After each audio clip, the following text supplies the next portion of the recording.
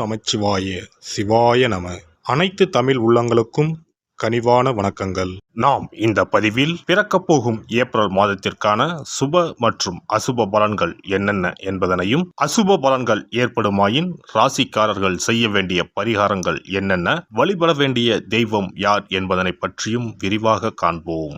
உங்கள் வாழ்வில் வளமும் நலமும் செல்வ செழிப்பும் பெற்று வாழ்வில் உயரிய நிலையை அடைய எல்லாம் வல்ல இறைவனை வேண்டி விரும்பி கேட்டுக்கொள்கிறேன். நிகழும் ஸ்ரீ மங்களகரமான சோபகிருது ஆண்டு பங்குனி மாதம் 19ஆம் தேதி திங்கட்கிழமை அன்று சப்தமி திதியில் மூலம் நட்சத்திரத்தில் வரியான் நாமயோகத்தில் அமிர்தயூகம் கூடிய நன்னாளில் இந்த மகத்தான ஏப்ரல் மாதம் பிறக்கிறது.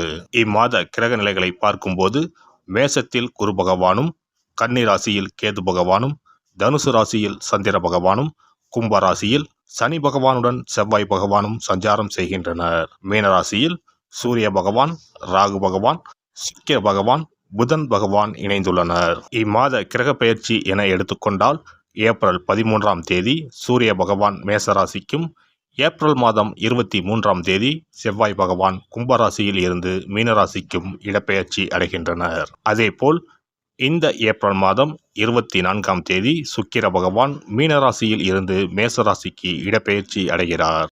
மேசராசி அன்பர்களே, பொறுமையுடன் இருக்க வேண்டிய மாதம். அரசாங்க காரியங்கள் இழுபறியாகி முடியும். தந்தையுடன் கருத்து வேறுபாடு ஏற்படக்கூடும் என்பதால் பொறுமையை கடைபிடிக்கவும்.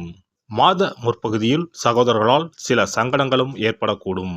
வாழ்க்கை துணை வழியில் சில சங்கடங்கள் ஏற்படக்கூடும். கணவன் மனைவிக்கு இடையே சிறு சிறு கருத்து வேறுபாடுகள் ஏற்படக்கூடும். ஒருவரை ஒருவர் அனுசரித்து செல்வது நல்லது.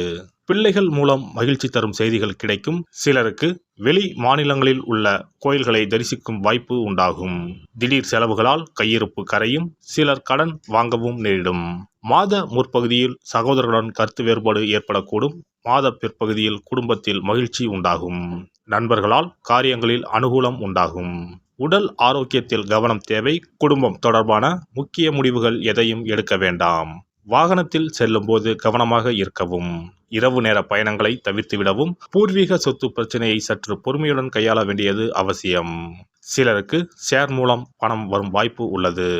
உத்தியோகத்தில் வேலை சுமை அதிகரிக்கும் என்றாலும் சக ஊழியர்களின் ஒத்துழைப்பால் மிக சிறப்பாக செய்து அதிகாரிகளின் பாராட்டுகளை பெறுவீர்கள். சிலருக்கு தடைப்பட்ட பதவி உயர்வு, ஊதிய உயர்வு போன்ற பலன்கள் கிடைக்கும். தொழில் வியாபாரம் சிறப்பாக நடைபெறும். எதிர்பார்த்ததை விடவும் பணவரவு கூடுதலாக கிடைக்கும். ஆனால் அரசாங்க வகையில் எதிர்பார்க்கும் லைசன்ஸ் போன்ற விஷயங்கள் கிடைப்பதில் தடை தாமதங்கள் உண்டாகும். குடும்பத்தை நிர்வகிக்கும் பெண்களுக்கு குடும்ப சூழ்நிலை மகிழ்ச்சி தருவதாக இருக்கும். அலுவலகம் செல்லும் பெண்களுக்கு அலுவலக சூழ்நிலை உற்சாகம் தருவதாக இருக்கும். எதிர்பார்த்த சலுகைகள் கிடைக்கும். நட்சத்திர பலன்கள். அஸ்வினி. இந்த மாதம் உத்தியோகத்தில் இருப்பவர்களுக்கு வீண் அலைச்சலும் டென்ஷனும் ஏற்பட்டு நீங்கும். வீண் வாக்குவாதங்களை தவிர்ப்பது நல்லது.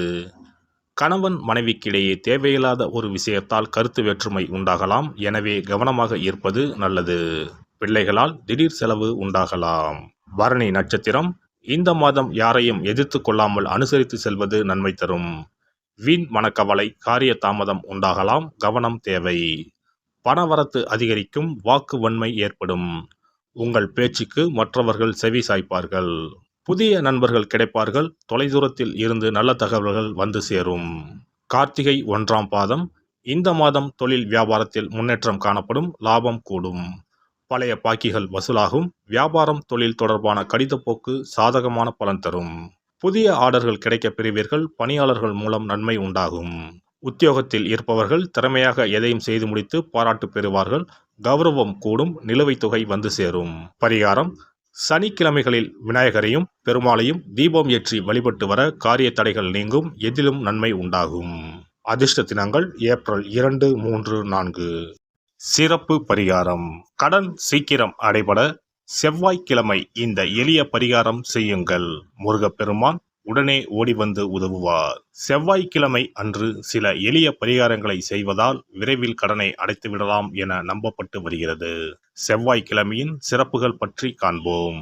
எவ்வளவு சம்பாதித்தாலும் வரவும் செலவும் சிலருக்கு சரியாக இருக்கும். சேமிப்பு என்பது உப்புக்கும் இருக்காது. ஆனால் சிலருக்கு வரவை மீறியும் அதிக செலவுகள் ஏற்பட்டு கடன் போன்ற பிரச்சனைகள் வந்துவிடும். இதனால் நிம்மதியாக வாழ முடியாமல் திணறுவர். இந்த மாதிரியான பிரச்சனைகளுக்கு தீர்வுகளை முருகப்பெருமான் அருள்வார். அவருடைய வழிபாட்டிற்கு ஏற்ற தினம் செவ்வாய்க்கிழமை. செவ்வாய்க்கிழமை அன்றைய நாளில் கடன் பிரச்சனைகள், பணி தொடர்பான பிரச்சனைகளை நினைத்து முருகனை வழிபடலாம். செவ்வாய்க்கிழமை அன்று நல்ல செயல்களை தொடங்க ஏற்ற நாள் இல்லை என்பது பாரம்பரியமாக நம்பப்பட்டு வருகிறது. ஆனால் செவ்வாய்க்கிழமை ராகு காலத்தில் செய்யப்படும் வழிபாடு பூஜைகளுக்கு ஆற்றல் அதிகம் என்பது ஐதீகம். செவ்வாய்க்கிழமை அன்று வரும் ராகு காலத்தில் அம்மன் துர்க்கைக்கு எலுமிச்சை தீபம் ஏற்றி வழிபாடு செய்தால் திருமண தடை விலகும். எப்பேற்பட்ட பிரச்சனையாக இருந்தாலும் உடனடியாக தீரும் என்பது ஐதீகம். அதே போலவே துர்க்கை அம்மனுக்கு ராகு காலத்தில் எலுமிச்சை மாலை போட்டு வழிபாடு செய்தால் நல்ல வேலை கிடைக்கும், நம்முடைய கடன் பிரச்சனைகள் தீரும் என ஆன்மீக பெரியோர் கூறுகின்றனர். செவ்வாய்க்கிழமை அன்று செய்ய வேண்டிய பரிகாரங்கள். எவ்வளவு அடைத்தாலும் தீராத கடன் சுமை இருப்போர் செவ்வாய்க்கிழமை அன்று வீட்டில் ஒரு எளிய பரிகாரத்தை செய்தால் அவர்களுடைய மொத்த கடனும் அடைவதற்கான வழிகள் கிடைக்கும். செவ்வாய்க்கிழமையில் வருகின்ற செவ்வாய் ஹோரையில் இந்த வழிபாட்டை செய்ய வேண்டும். அந்த ஒரே நாளில் 3 வகையான பரிகாரங்களையும் செய்தால் மட்டுமே முழு பலனையும் பெறலாம். முதல் செவ்வாய் ஹோரை. செவ்வாய்க்கிழமை அன்று காலை 6 மணி முதல் 7 மணி வரையிலும் செவ்வாய் ஹோரை இருக்கிறது. அப்போது பாசிப்பயிறு அல்லது பச்சை பயிறு ஆகியவற்றில் ஏதேனும் ஒன்று வெல்லம் போட்டு பாயாசம் செய்து பூஜை அறையில் சுவாமிக்கு படைக்க வேண்டும். வீட்டு பூஜை அறையில் விளக்கேற்றி எங்களுடைய வீட்டின் கடன் சுமைகள் விரைவில் அடைபடுவதற்கான வழிவாய்ப்பை எங்களுக்கு கண்முன்னே காட்டுங்கள் என குலதெய்வம், இஷ்ட தெய்வம் எல்லோரிடமும் பிரார்த்தனை செய்ய வேண்டும். இரண்டாவது செவ்வாய் ஹோரை செவ்வாய்க்கிழமை அன்று பகல் பொழுதில் 1 மணி முதல் 2 மணி வரை இருக்கிறது. அப்போது பச்சரிசியை சுத்தம் செய்து அதனுடன் பச்சை பயிறு, வெல்லம் ஆகியவற்றை கலந்து வீட்டு பூஜை அறையில் வீட்டிற்கும் சுவாமி படத்தின் முன்பு வைக்க வேண்டும். பின்னர் நாங்கள் கோமாதாவிற்கு செய்யும் இந்த தானத்தை ஏற்று எங்களுடைய கடன் சுமை குறைந்து நிம்மதியான வாழ்க்கை கிடைக்க 30 முக்கோடி தேவர்களும் அருள் புரிய வேண்டிக் கொள்கிறோம் என மனதினுள் பிரார்த்தனை செய்ய வேண்டும். உங்களுடைய வீட்டில் யாரின் பெயரில் அதிகமான கடனை வாங்கி இருக்கிறீர்களோ அவர்களின் கையால் பாசிப்பயறு வெல்லம் கலந்த பச்சரிசியை கோமாதாவிற்கு தானமாக கொடுங்கள். பசுமாட்டிற்கு இந்த தானத்தை செய்த பிறகுதான் அன்றைய தினம் பகலில் உணவு சாப்பிட வேண்டும். ஒருவேளை நீங்கள் பணிக்கு செல்பவராக இருந்தால் காலையில் இதையெல்லாம் தயார் செய்து கையில் எடுத்துக்கொண்டு சென்று விடுங்கள். உங்கள் மனதிற்குள் எல்லாவற்றையும் பிரார்த்தனை செய்துவிட்டு பணியிடத்திற்கு அருகில் உள்ள பசுமாட்டிற்கு வழங்கலாம். மூன்றாவது செவ்வாய் ஹோரை. 3ஆம் செவ்வாய் ஹோரை செவ்வாய்க்கிழமை அன்று மாலை 6 மணிக்கு மேல் வரும். அப்போது உங்கள் வீட்டு பூஜை அறையில் ஒரு நெய் தீபத்தை ஏற்றுங்கள். நீங்கள் வழக்கமாக ஏற்றும் தீபத்தினை தவிரவும் மற்றொரு அகல் விளக்கில் நெய் தீபம் கட்டாயம் ஏற்ற வேண்டும்.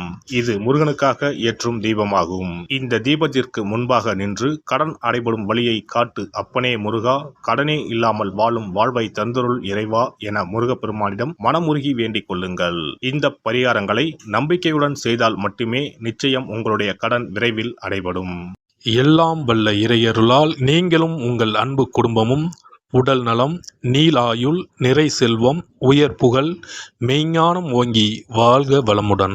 இந்த வீடியோ பதிவு உங்களுக்கு பிடித்திருந்தால் லைக் பண்ணுங்க, கமெண்ட் பண்ணுங்க, ஷேர் பண்ணுங்க, மறக்காம சப்ஸ்கிரைப் பண்ணுங்க, பக்கத்துல இருக்கிற பெல் பட்டனை கிளிக் பண்ணுங்க. நன்றி, வணக்கம். ஓம் நமச்சிவாய. சிவாய நம.